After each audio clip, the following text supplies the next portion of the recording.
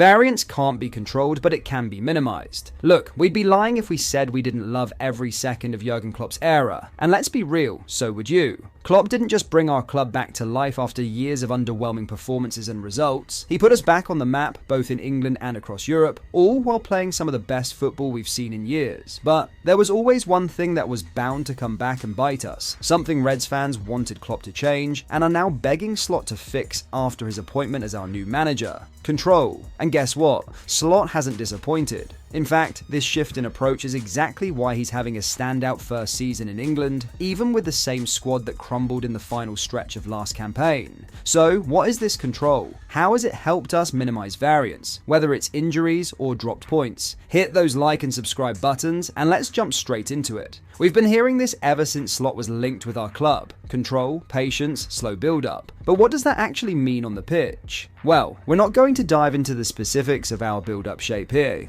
If you've been following us on Panenka, you already know we broke it all down in our Why Liverpool's build-up is extraordinary video. Plus, we cover our build-up approach in every post-game analysis, so if you haven't already, make sure to subscribe so you don't miss out. For now, let's focus on the numbers. Hear us out. Take a look at this graph. When it comes to possession and territory, we're second in the league, only behind Manchester City. But that's not all. So far this season, we've averaged an 86.71% build-up completion rate, putting us third in the league. Now, compared to last season, that's only a slight increase from 86.38%. But here's the key difference. We finished last season 6th in this metric. So what does that tell us? In an era where teams press aggressively in a man-to-man fashion, our build-up has improved to the point where we're now better than most Premier League clubs in this area. And because of that, we have more control when we're on the ball, even when teams press us high. And despite the narrative that we go long more often than not, the numbers tell a different story compared to last season. Right now, we rank 10th in the league for attempted long balls with a total of 1,499. Last season, we finished 5th in this metric with a total of 2,814 long balls. It's all about picking the right moments to go long and contest second balls, doing it with purpose, not panic. The goal, to control the chaos when we need to. Now, some might argue that even though City rank higher in possession and build-up play, they still don't have complete control over their games. So why would it be any different for Liverpool, especially with lower numbers? Well, this next graph explains exactly why. When it comes to expected threat allowed, a measure of the scoring opportunities a team concedes, we actually have better numbers than City. And at the top of the league, Arsenal, who are naturally a more defensive team. We're also the second best team in the league for expected goals against, with a rate of 0.95. Last season we ranked third. What does this tell us? Even when we don't have the ball or lose it high up the pitch, we're not allowing the opposition to create much against us. This ties into our new, more patient approach with the ball. By controlling possession in a smarter way, we're conserving energy, meaning that when we do lose the ball, our players still have the legs to sprint back and recover over the course of a game. Of course, credit goes to the players, but just as important is how we're setting up to deal with turnovers. The 4-1 shape doesn't just give us multiple passing options to play out from the back or circulate possession higher up the pitch when we're pinning opponents in. It also ensures we have enough men in position to counter-press immediately when we lose the ball. And beyond that, the way players like Van Dijk and Konate understand their roles in our rest defense structure has been crucial in helping us maintain control. Now, if you guys want us to break down our rest defense play in more detail, what it actually means and how it helps us dictate games, let us know in the comments and we'll happily dive into it. By now, it's clear how our new style of play is giving us more control and reducing variance in our favour. But if you're still not convinced, don't worry, we've got more numbers for you. Take a look at these two tables. They show our expected goals allowed based on different phases of the game.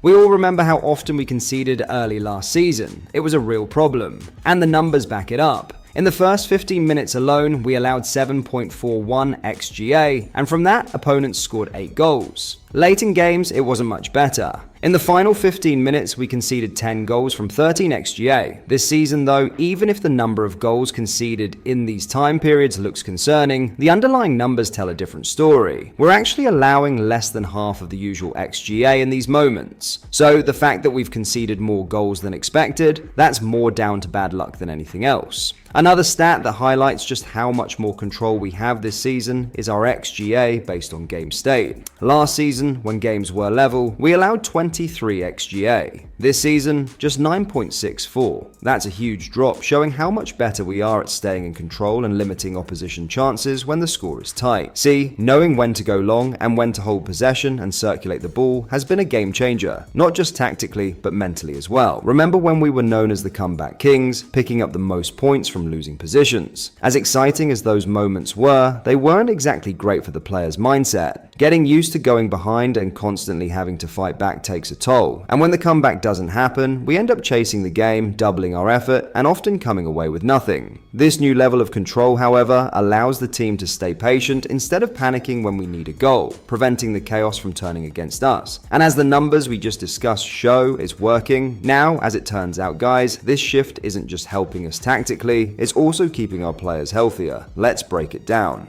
This video is sponsored by Clothing. Clothing is a Liverpool clothing site owned by match-going fans. Each design is limited edition and is perfect to wear on a match day, on the terraces at Anfield, down your local, or cozy in the comfort of your own home. As stated, each design is limited edition, and if a product is showing out of stock, they will not be restocking the item, so if you have your eye on something, grab it fast. Lastly, Clothing wants fellow Reds to be 100% satisfied with their orders, so if there is a reason you're not happy, they will refund you with no questions asked. Head over to clothing.com or down into the link in the description to get all of your Liverpool merchandise. Anyway, let's get back into today's video. At this same stage last season, we had 15 different players sidelined with injuries. Even key players like Salah, Szoboszlai, McAllister and Trent, who usually have solid injury records, ended up missing games within the first 24 matches of the season. This season though, we've only had 10 players deal with injuries, and 4 of them were the usual suspects with poor injury records: Jota, Alisson, Robertson and Konate. As for the others, Szoboszlai only missed a game due to illness. Trent recovered quickly from his discomfort, and both Salah and McAllister have had no major issues. A big reason for this improvement is the more controlled nature of our games. Players are simply less susceptible to muscular injuries because they're covering less unnecessary ground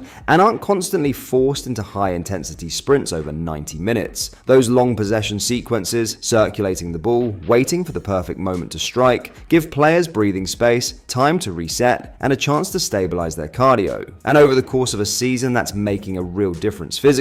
Of course, another key factor behind Liverpool's improved injury record is the club's restructuring of its training and medical departments under Arne's slot. Credit where it's due, the board and everyone involved identified the recurring issues from previous seasons and actually fixed them, and now we're seeing the results. Slot also deserves praise for bringing in Ruben Peters as lead physical performance coach and promoting Conal Murtagh to oversee physical conditioning, ensuring a more tailored approach to player workload. We could go on and on about all the changes in our medical department, but honestly, that would need a whole separate video to give everyone the credit they deserve. So there you have it, Liverpool's new approach under Slot isn't just about keeping the ball, it's about control, minimizing variance, and keeping our players fresh both mentally and physically. The numbers don't lie, and we're already seeing the benefits on the pitch. What do you guys think? Do you prefer this style of play, or do you miss the chaos of Klopp's era? And do you believe this controlled style will help us win more trophies, or do we need to bring back some of that old school chaos? Drop your thoughts below.